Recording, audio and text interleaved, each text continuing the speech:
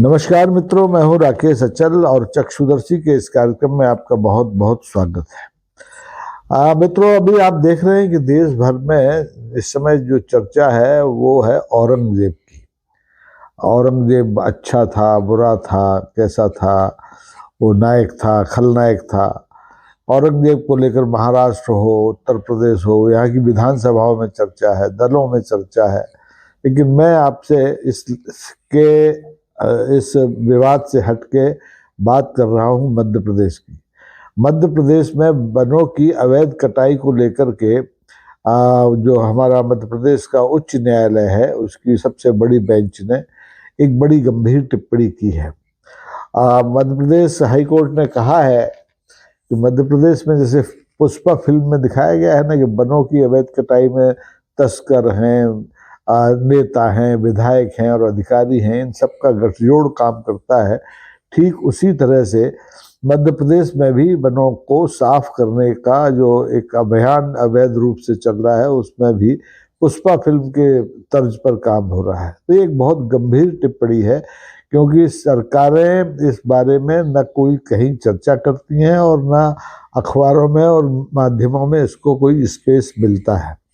मध्य प्रदेश में हिंदुस्तान का जो कुल 30-31% वन है, उसका 12% करीब 12-12.5% जंगल है। यानी आज भी मध्य प्रदेश में वन क्षेत्र बहुत ज़्यादा है। करीबन 94,890 या 89 नहीं 89 94,679 कहिए या 90 कहिए, थोड़ा एग्जैक्ट आंकड़ा मुझे याद नहीं आ रहा है। इतना वन क्षेत्र है, वर्ग किलोमीटर में फैला हुआ है। ये 94,690 वर्ग किलोमीटर में ये वन क्षेत्र फैला हुआ है और पूरा एक अमला है इस वन की सुरक्षा के लिए। 16 मंडल है और करीबन इस वन क्षेत्र में 10 राष्ट्रीय उद्यान हैं, 25 अभयारण्य हैं। यानी इस वन क्षेत्र से मध्य प्रदेश की जो जैव विविधता है वो भी पूरा प्रभावित होती है, अर्थव्यवस्था भी प्रभावित होती है। लेकिन पिछले कुछ वर्षों में, बल्कि मैं कहूँ तो 2010 के बाद से वनों की अवैध कटाई चरम पर हो रही है। और कोई भी सरकार हो, वैसे तो सरकार मध्य प्रदेश में 2003 से भारतीय जनता पार्टी की ही है, तो ये सरकार इस वनों की अवैध कटाई को रोकने में नाकाम साबित हुई है। और जो माफिया है, वन माफिया है, वन में अवैध कटाई होती है दरअसल उत्खनन के लिए, अवैध उत्खनन के लिए, पत्थर के लिए, रेत के लिए, तो उसके लिए वनों की सफाई होती है। और जंगलों में जो कीमती वृक्ष है, सागौन के हों या और किसी उसके हों, उनकी कटाई सबसे ज़्यादा होती है। और मज़े की बात यह है कि मध्य प्रदेश की सरकार भी इस अवैध कटाई में परोक्ष रूप से कुछ न कुछ भूमिका निभाती है। मध्य प्रदेश की सरकार ने एक पिछले वर्षों में 2017 में एक अध्यादेश जारी कर दिया, संशोधन कर दिया वन अधिनियम में, कि आप 53 ऐसी प्रजातियां थी वृक्षों की जिसकी कटाई की अनुमति और परिवहन की अनुमति दे दी गई थी। लेकिन इन 53 की आड़ में पूरा वन साफ ही करने की कोशिश होने लगी तो बड़ा मुश्किल हो गया और मामला अदालत तक पहुंच गया। एक गढ़ा गांव है जबलपुर में, वहाँ के एक सजग नागरिक है विवेक सिंह, वो इस मामले को लेकर के मध्य प्रदेश हाई कोर्ट की बेंच पे गए। तो फिर ये मामला उछला और मध्य प्रदेश के जो मुख्य न्यायाधीश हैं सुरेश कुमार कैद साहब और उनकी पीठ में जो शामिल थे न्यायमूर्ति SS धर्माधिकारी साहब और न्यायमूर्ति विवेक जैन साहब, उन्होंने इस मामले को बड़ी गंभीरता से लिया और सरकार को आड़े हाथ लिया और यहाँ तक कह दिया कि यहाँ तो एक गठबंधन है तस्करों, अधिकारियों और नेताओं का, जो कि वनों में अवैध कटाई कराया जा रहा है। मध्य प्रदेश हाई कोर्ट ने इस मामले को इतनी गंभीरता से लिया कि राज्य शासन द्वारा जिन 53 प्रजातियों के वृक्षों की कटाई और परिवहन की अनुमति दी गई थी उसे भी खारिज कर दिया। मध्य प्रदेश हाई कोर्ट का ये कहना था कि जो सरकार ने संशोधन किए हैं वन अधिनियम में, वो 2015 के वन अधिनियम में जो दो संशोधन किए गए थे 2017 में किए गए थे उनके विपरीत है। और केवल वन अधिनियम संशोधनों के ही विपरीत नहीं है सरकार का आदेश, बल्कि भारतीय संविधान की जो अनुच्छेद 14, 21 और 48 है इसके भी खिलाफ है। मामला बहुत गंभीर है, लेकिन इस मामले को गंभीरता से लिया नहीं जा रहा है, क्योंकि इसमें सबके स्वार्थ जुड़े हुए हैं। जैसा कि कोर्ट ने भी रेखांकित किया है कि विधायक हों, मंत्री हों, नेता हों, अधिकारी हों, सब इस गठजोड़ में शामिल हैं। अब अदालत मानती है कि जैसे हमारे भारतीय और सनातन सभ्यता में एक जलाशय जो होता है वो करीबन एक पुत्र के समान होता है, और ऐसे ही जब 10 पुत्र होते हैं वो एक पेड़ के समान होते हैं। यानी पेड़ इतना कीमती, इतना महत्वपूर्ण हमारे जनजीवन के लिए है, लेकिन उसकी बेरहमी से कटाई की जा रही है, और किसी भी स्तर पर इसे रोकने की कोशिश मेरे ख्याल से हुई है या हो रही है, तो वो बहुत ज़्यादा प्रभावी कोशिश नहीं है। क्योंकि देखिए 2011 में एक आंकड़ा आया था कि मध्य प्रदेश में अवैध कटाई के 55,000 से ज़्यादा मामले दर्ज किए गए थे, और आज हम 2025 में बैठे हैं तो इसमें कोई बहुत ज़्यादा गिरावट नहीं आई है। अभी 2024 में भी 45,595 मामले नंबर 1 में अवैध कटाई के दर्ज किए गए। अवैध परिवहन के भी 1931 मामले दर्ज किए गए। तो कानून से अगर चले तो वन कानून बहुत कठिन है।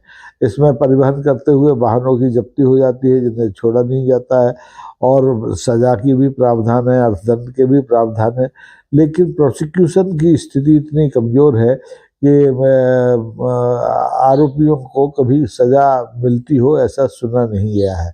अब ये बात अलग है कि जो वाहन जब्त किए जाते हैं वो कंडम हो जाते हैं बड़े बड़े, उन्हें छोड़ने का प्रावधान इतना सख्त है कि उसमें ज़रूर कामयाबी नहीं मिलती, लेकिन मामला लगातार चल रहा है।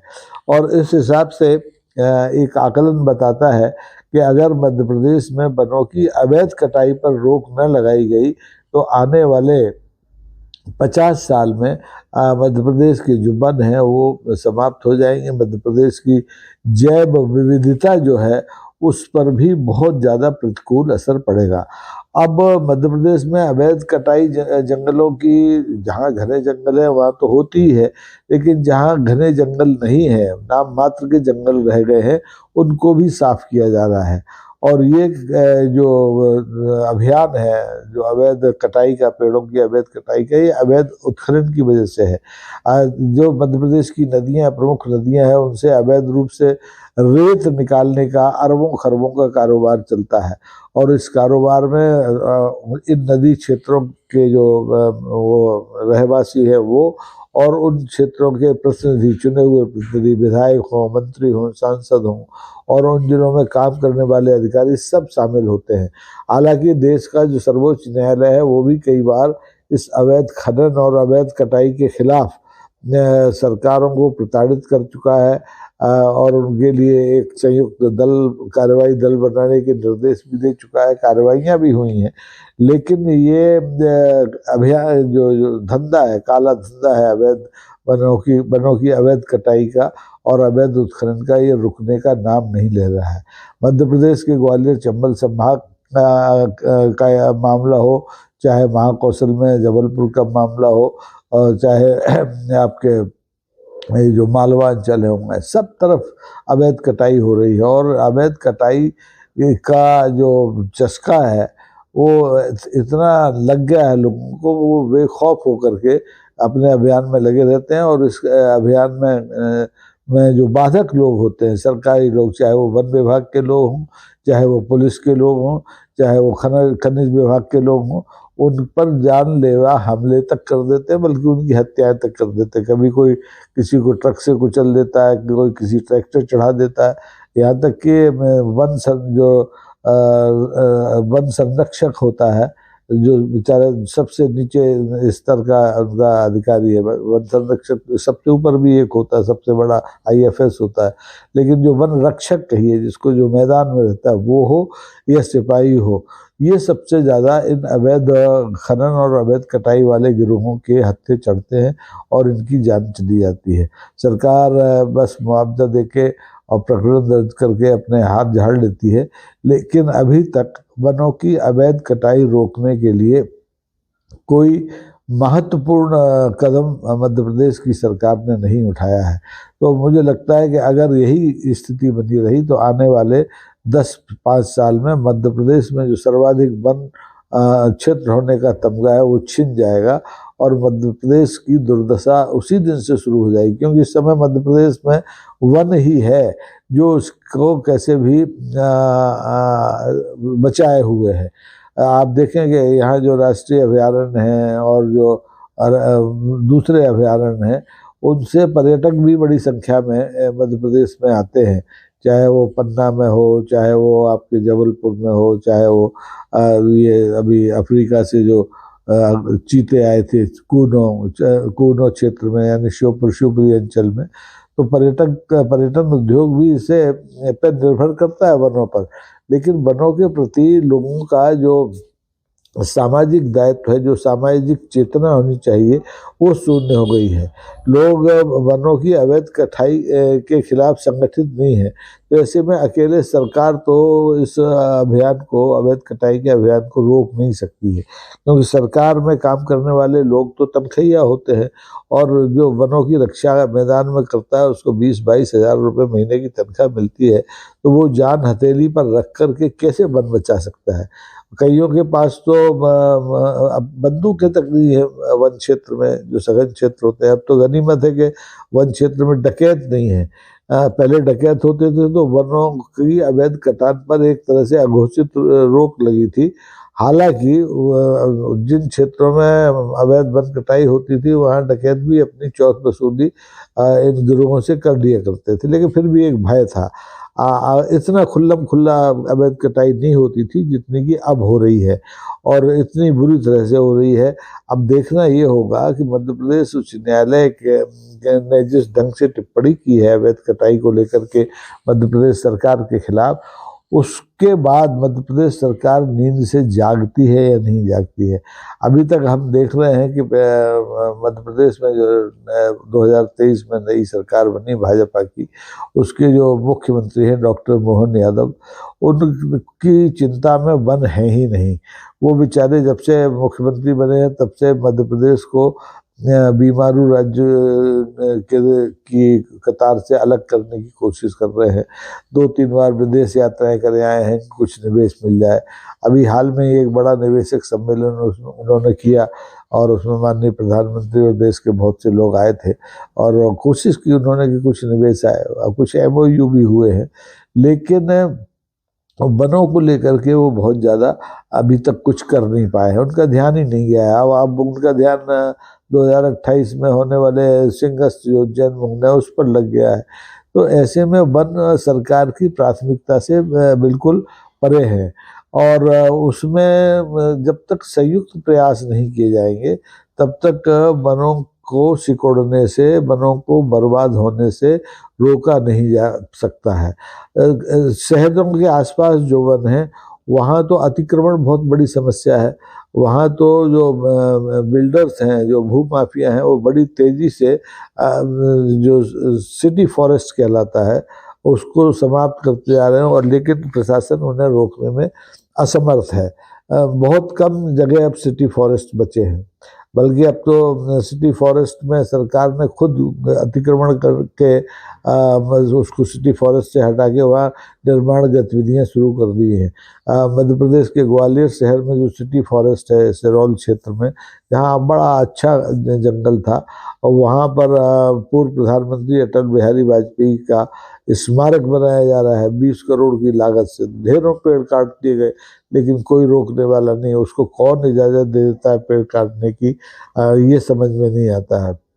और आता भी इसलिए नहीं है क्योंकि 53 तरह के पेड़ों को तो काटने की इजाज़त सरकार ने ही दे रखी थी।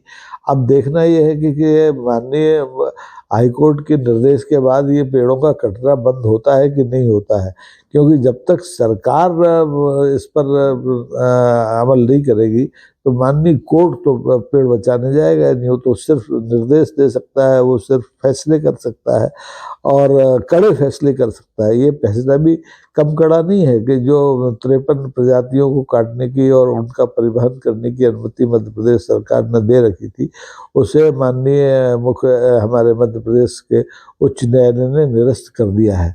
तो हम आभार व्यक्त कर सकते हैं उस फरियादी का जो गढ़ा था विवेक का, कि उसने माननीय न्यायालय के संज्ञान में ये बहुत गंभीर मुद्दा लेके आए। हमें कृतज्ञ होना चाहिए मध्य प्रदेश उच्च न्यायालय का कि उसने इस मामले में गंभीर टिप्पणियां की और गंभीर फैसले भी किए, यानी कि सरकार के जो आदेश थे उनको निरस्त कर दिया।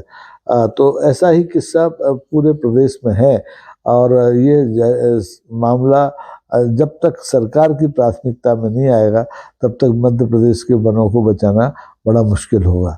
इस मुद्दे पर आप अपनी राय रख सकते हैं, रखना चाहिए, क्योंकि वन सबके लिए है, हमारे लिए भी हैं, आपके लिए भी हैं, सरकार के लिए भी हैं और माफियाओं के लिए भी है। आज के लिए बस इतना ही। अगर आपको ये वीडियो पसंद आया है तो कृपा करके इसको लाइक कीजिए, लोगों में जागरूकता फैले इसके लिए इसको शेयर कीजिए अपने मित्रों में, समूहों में, व्हाट्सएप समूहों में। और अगर आप और उदारता बरतना चाहते हैं तो इस चैनल को सब्सक्राइब भी कीजिए, इसके परिवार से जुड़िए, ताकि ऐसे अनछुए मुद्दों पर लगातार हम लोग विमर्श कर सकें। बहुत बहुत धन्यवाद। नमस्कार। जय हिंद।